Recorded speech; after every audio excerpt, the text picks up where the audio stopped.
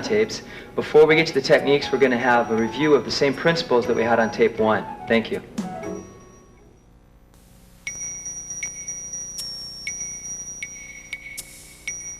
All right, first let's talk about the definition and the different types of China.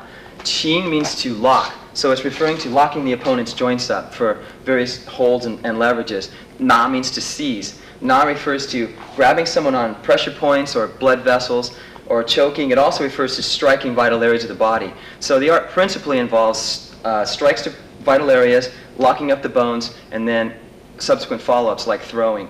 You use Qina in conjunction with the striking and throwing arts. There are 3 ways to practice Qina. The first is called passive. Passive Qina is when the opponent grabs me. For example, he grabs my wrist, he grabs my lapel, he's got me in a hold. It's passive because he's not moving. He's already still. He has at least one hand stuck to my body.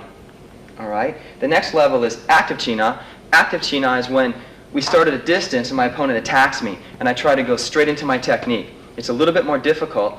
Most of the techniques on this tape are from active Qina, a little bit higher level. Any technique that I do from a blow or a kick can also be done from a grab, and you can do that on your own.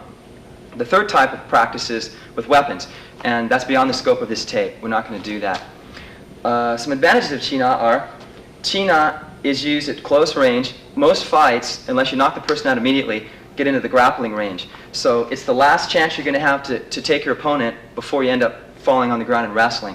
So it's very useful in the grappling range. Qina techniques can be used to control an opponent without actually hurting him. You can lock his bones up and hold him down without doing much damage.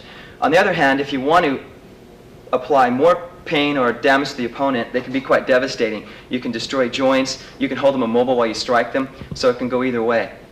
You learn also to control your body, your own body, as well as the opponent's body, so the skills, the attributes that you develop during Qina practice carry over into the striking and kicking and throwing arts as well. You learn how to control the opponent's body center and his limbs, so they apply to the other arts. When you practice Qina, another advantage is you don't have to pull the technique per se. You don't have to put pads on and hit or pull your punches. You do the techniques just like you're going to do them in the street. The only difference being you stop when the opponent feels pain or he's locked. You just don't apply too much force. But you can practice, you'll have a very good feedback when you do the technique because the opponent will be locked or not. He'll go down or not. You'll know if it works or not. So it's a very realistic mirror of your level of skill.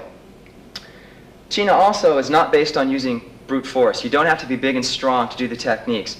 A big person's joints will lock just as easily as a small person's joints if you do the techniques correctly. So smaller people can overcome larger people. You can lock and throw someone that you probably have a hard time striking or kicking if they're a lot bigger and stronger than you. So those are several of the advantages. Thank you.